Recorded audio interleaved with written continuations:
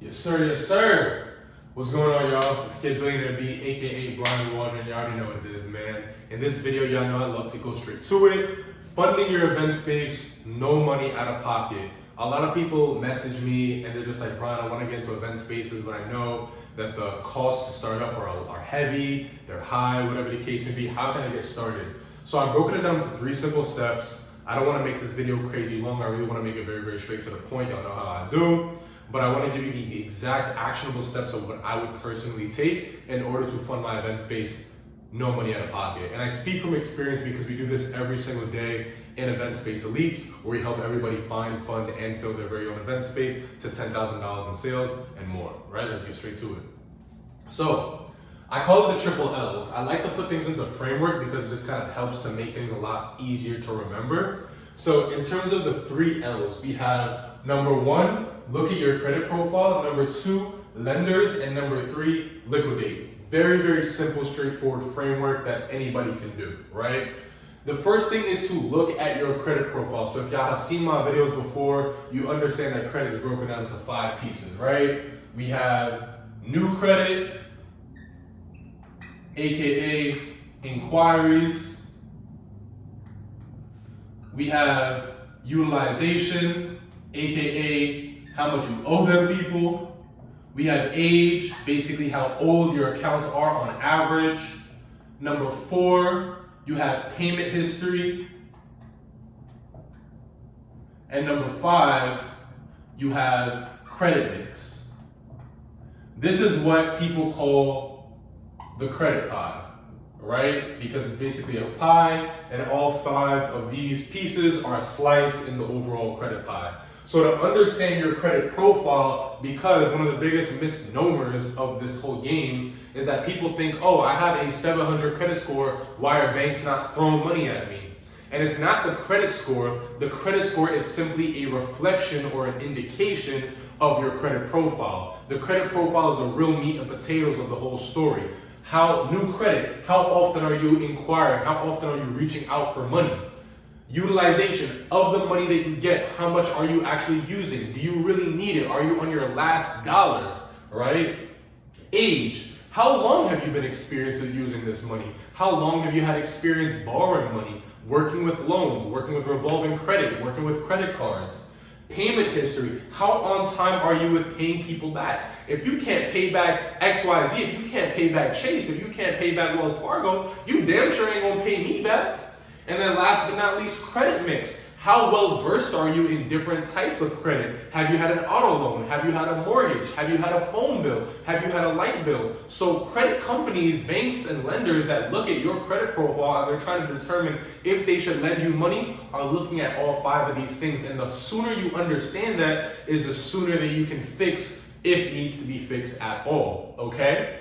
So one of the number 1 things that you can do to fix all these different things, of course, is number 1 with inquiries. Any inquiry that is not attached to an open account, as in you have an existing loan or card with these people, can be removed. So if you ever gotten declined or anything like that, you can get removed. It's usually as simple as just calling up the bureaus and stating some FCRA rule, which is the Fair Credit Reporting Act. There's a ton of videos on YouTube on how to go ahead and do that, so I'm not going to take up too much of time in this video. There's certain language that you can use that will literally get these inquiries off within 24 to 48 hours. Now, every bureau is different. Experian is a lot easier to work with versus TransUnion or Equifax, so that's just something that's really important to know. Utilization, ideally, you want to keep your utilization below 10%. Meaning that if you have a $10,000 credit limit, you want to be really only utilizing about $1,000 of that. Now, the key thing to understand is that, Brian, like I have $10,000 available. Why am I only going to use $1,000? What do I need the other $9,000? What if I need the other $9,000? I completely understand that. Now, here's the thing, and here's what you need to understand, right? The biggest thing with utilization is to understand the reporting date. Every credit card has something called a reporting date, which is when they report the actual usage to the credit bureaus. And it's a simple phone call on the phone with Chase, hey, what's my reporting date? Simple call on the phone with Wells Fargo, hey, what's my reporting date? And I apologize if my voice sounds a little crazy. I don't know, I was in like 3 different states in the past 7 days, all different temperatures, like 20-degree difference. and I think I got a little bit of sick, but you know, ain't nothing a little home remedy can't take care of. You feel me? Type stuff, you know what I'm saying? So, if you understand your reporting date, that means, say for example, Chase tells you, hey, on your Chase Business Inc., your reporting date is the 23rd. That means that you have until the 22nd to run it up on that credit card and put the money right back. Food for thought. You feel what I'm saying?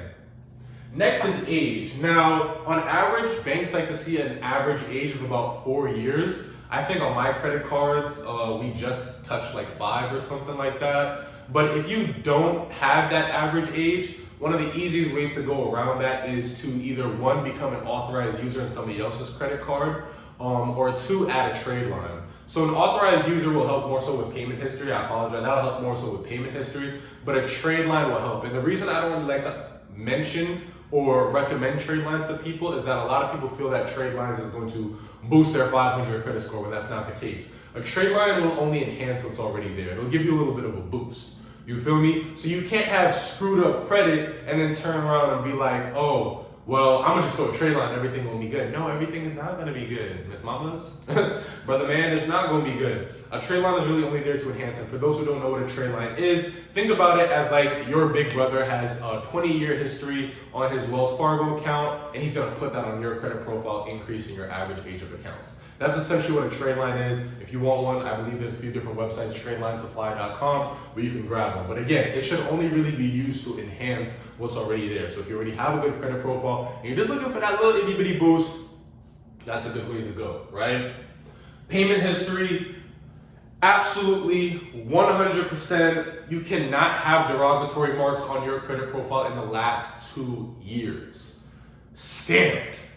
You cannot have derogatory marks on your credit profile within the last 2 years. Super, super important. That means no collections, no repos, no late payments, none of that. None of that. You feel me? Respectfully. So when it comes down to these different things, I always like to recommend, if you do have anything like, say repos, collections, late payments, whatever the case may be, I always recommend people using an AI software that utilizes Metro 2 compliance to go and knock these things out. I've seen the results of this Metro 2 software and it's absolutely ridiculous. Like literally, I was just looking at the Facebook group today and somebody got a repo off in like 30 days. Like, it's insane. I'm not gonna go too into it. There's a free video on the site, but if you do wanna utilize that, you can definitely go to m2rapidrepairAI.com, or better yet, I'll just go ahead and I'll drop the link in the description just so you can go ahead and take a look at that, okay? So, damn, this eraser sucks. And then last but not least, we have credit mix. Now, credit mix is pretty simple.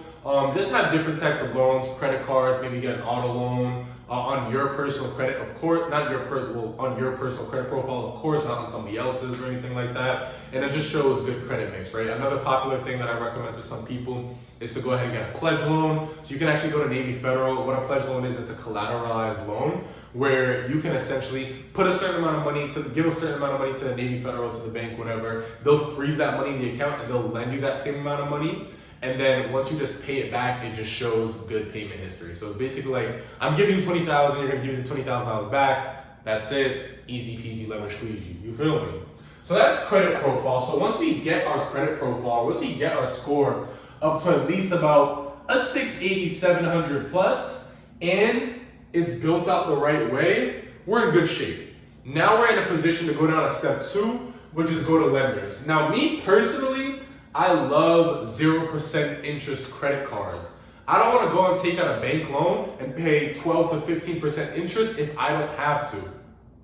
If I can get 0% credit for the next 18 months or whatever the case may be, I'm good. I'm lit. You feel what I'm saying? Hold on, I just want to make sure that my camera's recording.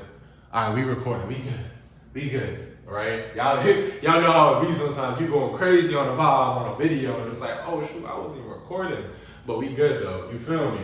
So once that credit profile is built out, you got your 700 credit score, all the pieces is falling in the right spots. Now it's time to go into lenders. And like I said, I love using 0% interest credit cards. Brian, what's a 0% interest credit card? For example, like we got the City Diamond card. We got the Chase Inc. We got the American Express Blue Business Cash. There's a ton of them. There's a ton of different ones. And what I love to do is I love to do something called credit stacking, where I'm gonna go and get a credit card from each one of the bureaus so that the inquiries don't tie into each other. They don't talk to each other, they don't mix, right? So I can essentially get approved for a credit card that pulls Experian, pulls Equifax, and pulls TransUnion, and the other bureaus will never even know that I got the other one. Y'all feeling me? And that's how we get active. Because imagine each bureau gives you 20,000, because we built up our credit profile the right way, you feel me? Because we watched Brian Waldron's videos, right? You feel me? We just came up on $60,000. And honestly, this stuff happens every single day in Event Space Leads. Every single day. Because what we do is we do a credit report analysis. We look at your credit profile. We see exactly what are the best credit cards that would fit your credit profile and based on where you got going on. And then we're going to take it, we're going to analyze it, and then we're going to go and see, hey, look, Julie, these credit cards we feel you have the best approval odds for, and honestly, they almost always hit. Let's go. Right? And then the last part is the super simple part. It's just to liquidate. There's a ton of different ways to liquidate credit cards. I have like a cheat sheet on my Instagram, like way down in the archives or whatever. But one of the easiest ways I recommend is that you can use a website called plastique.com. Plastique will actually go ahead and just wire you the money off the credit card for like a 3-4% fee, or they'll just send you a check to your house. And it's simple as that. So if you have $60,000 in funding and you want to go liquidate that, go to Plastique, enter your wire information, they'll wire you the money in 2-3 days. Super simple. And then once you have that $60,000 in your bank account, you take that, you pay for your moving costs to get your venue, you take that and you get your build out done, and you take that and you buy your furniture, and now you have an event space, no money out of pocket. Yo, if you like this video, if you like this type of content, definitely throw me a like, throw me a comment what other videos I should do, whatever the case may be. I try to record 2 to 3 times a week now, just to kind of give y'all, some good old content. If you are interested in working with Event Space Leads, where we help you find, fund, and fill your very own event space, I'll be dropping the link as well. Also, if you do have an existing venue and you are looking to scale it, we'll drop the link for Scale Your Venue as well. Let's go.